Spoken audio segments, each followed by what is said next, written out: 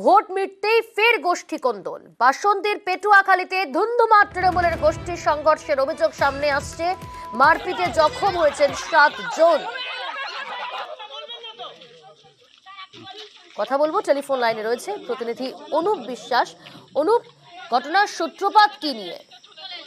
দেখো, গতকালকে জয়নগর লোকসভা কেন্দ্রে যে ভোট কেন্দ্রে ভোটের মার্জিন যখন তৃণমূল প্রার্থী ছিলেন প্রতিমা মণ্ডল, এবং তখন এই প্রার্থী যখন ভোটের বিরোধীদের থেকে সংখ্যায় অনেকটা বৃদ্ধি পাওয়ায় এলাকার মানুষজন এই যে বাসন্তী চড়াবিদ্যা এলাকায় তৃণমূল কর্মী সমর্থকরা উল্লাসে ফেসে পড়েন, এবং কারণ জয়ের মার্জিন দীর্ঘ বাড়তে থাকায় এই ঘটনায় তারা আতশবাজি এবং বোম টোম ফাটিয়ে তারা উল্লাস করে।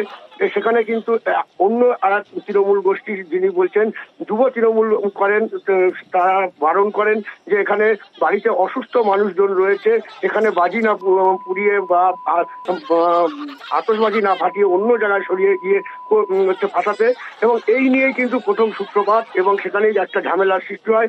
ঘটনার খবর পায় বাসন্তী থানার পুলিশ, এবং বাসন্তী থানার পুলিশ গিয়ে প্রথমে পরিস্থিতি সামলে দেয় এবং সব পক্ষকেই এখান থেকে সরিয়ে দেয়।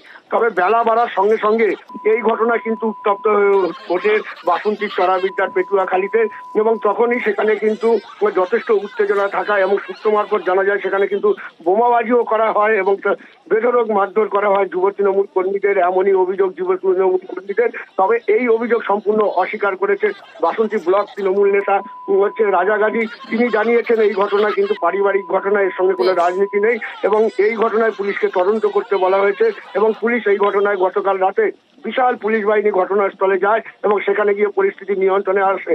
তবে পুলিশের ইতিমধ্যে কাউকে গ্রেপ্তার বা আটক করতে পেরেছে কিনা সেটা কিন্তু এখনো জানা যায়নি। ধন্যবাদ।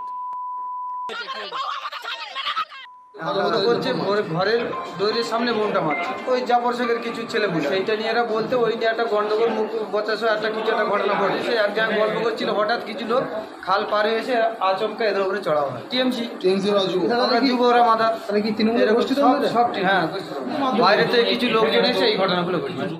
এখানে মাদার যুব বলে এরকম কোনো ব্যাপার নয়, একটা পারিবারিক ব্যাপার, জমি নিয়ে বিবাদ, তাই নিয়ে গন্ডগোল ঝামেলা হয়েছে। পুলিশ তদন্ত করছে, যেখানে দলের গোষ্ঠীদ্বন্দ্ব এসব এরকম কোনো ব্যাপার নয়। বিরোধী শক্তি একটা রয়েছে তৃণমূল দলকে কালিমুক্ত করার জন্য সবসময় অপপ্রচারটা করে, সম্পূর্ণ ভিত্তিহীন অভিযোগ।